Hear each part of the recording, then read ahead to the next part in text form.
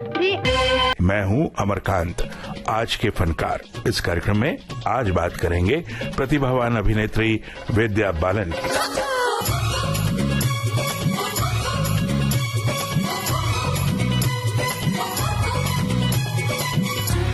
विद्या बालन यानी entertainment entertainment entertainment.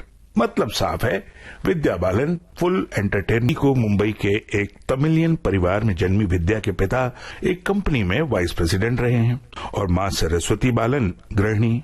विद्या बताती हैं कि उनके घर में तमिल और मलयालम दोनों भाषाएं बोली जाती हैं। मुंबई के चेंबूर इलाके में पली बढ़ी विद्या का फिल्मों की तरफ झुकाव अपने कॉलेज के दिनों से ही था। उन दिनों वो शबाना आजमी और माधुरी दीक्षित से खासी प्रभावित थी। फिल्मों में ही वो अपना करियर बनाना चाहती थीं और तभी यानी सिर्फ 16 साल की उम्र में विद्या को एक प्राइवेट चैनल पर आने वाले सिटकॉम में काम मिल गया। अब इस सीरियल की प्रोड्यूसर थीं एकता कपूर। सीरियल काफी हिट हुआ, विद्या भी पहचानी गई, उनके काम को सराहा भी गया। लेकिन बावजूद इसके इस सीरियल के बाद विद्या ने अपना पूरा ध्यान फिल्मों की तरफ लगा दिया। हालांकि माता पिता ने पूरा सपोर्ट किया, फिर भी वो ये चाहते थे कि विद्या अपनी पढ़ाई भी पूरी कर ले। सो विद्या ने समाज शास्त्र में ग्रेजुएशन भी कर लिया और जब वो मास्टर्स कर रही थीं, तभी उन्हें एक मलयालम फिल्म मिली, चक्रम, मलयाली सिनेमा के सुपरस्टार मोहनलाल के साथ। कुछ बात और भी करेंगे इस विषय में, लेकिन पहले विद्या बालन की फिल्म किस्मत कन्याली फिल्म जो मोहनलाल के साथ विद्या को मिली। अब किसी कारण से ये फिल्म बन नहीं सकी तो विद्या ने तमिल फिल्मों का रुख किया। यहां भी एक बड़ी फिल्म मिली 2002 में, लेकिन इस फिल्म के पहले शेड्यूल के बाद ही इसमें से विद्या को निकाल दिया गया। फिर एक और फिल्म मिली, लेकिन वो सेक्स कॉमेडी थी, सो वो विद्या ने छोड़ दी। अब इसी तरह से बार बार सिलेक्शन रिजेक्शन से तंग आकर विद्या ने अपना पूरा ध्यान विज्ञापनों की तरफ लगा दिया। यहां आशातीत सफलता भी मिली।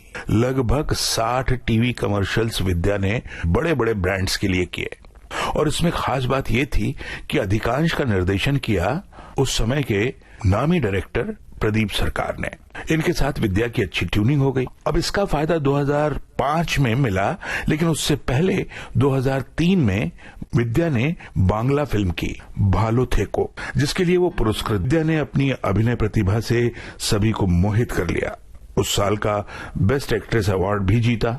तभी राजकुमार हिरानी, जो फिल्म परिणीता से भी जुड़े रहे हैं, उन्होंने अपनी फिल्म अनाउंस की लगे रहो मुन्ना भाई और विद्या बालन को साइन कर लिया। एजकारी ने अब विद्या बालन को स्टार बना दिया। फिर शुरू हुआ एक के बाद एक हिट फिल्मों का दौर। उसी बीच विद्या बालन ने सबको चौंका दिया जब मणिरत्नम की फिल्म गुरु में उन्होंने अभिषेक बच्चन और ऐश्वर्या राय, मिथुन चक्रवर्ती, आर माधवन जैसे कलाकारों के बीच एक ऐसा रोल किया जो शायद उस समय की स्थापित अभिनेत्रियों में से कोई भी करने की हिम्मत नहीं करता। एक असाध्य बीमारी से पीड़ित व्हील चेयर पर बैठी लड़की का किरदार विद्या ने ऐसे निभाया कि दर्शक कि विद्या केवल शो पीस बनकर फिल्मों में आई तो उनकी प्रतिभा के साथ अन्याय होगा। और विद्या भी ये बात समझ गई थी। शायद इसीलिए उनकी फिल्मों का स्तर हमेशा कुछ अलग ही रहा। 2007 में किरदार निभाकर विद्या ने भारद्वाज की ब्लैक कॉमेडी इश्क किया तो आपको, नो वन किल्ड जेसिका, और 2011 में ही विद्या की एक ऐसी फिल्म आई जिसने सफलता के सभी कीर्तिमानों को तोड़ा तो तोड़ा। विद्या की संपूर्ण अभिनय प्रतिभा को दर्शकों के सामने पेश कर दिया। इनकी एक और यादगार फिल्म है कहानी, जिसे दर्शकों का भरपूर प्यार मिला। विद्या बालन ने अपने अब तक के फिल्मी सफर में जितनी भी फिल्में की, उनमें अपनी एक अलग छाप छोड़ी और उनकी फिल्में उनके ही नाम से याद की जाती हैं। ये किसी भी अभिनेत्री के लिए कहानी, इश्किया और तुम्हारी सुलू, इन फिल्मों के लिए बेस्ट एक्ट्रेस अवार्ड से नवाजी गईं और national award for best actress का खिताब विद्या बालन को मिला द डर्टी पिक्चर के लिए।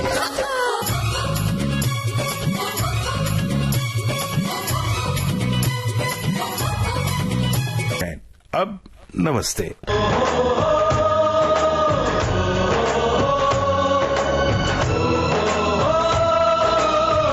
आज के फनकार।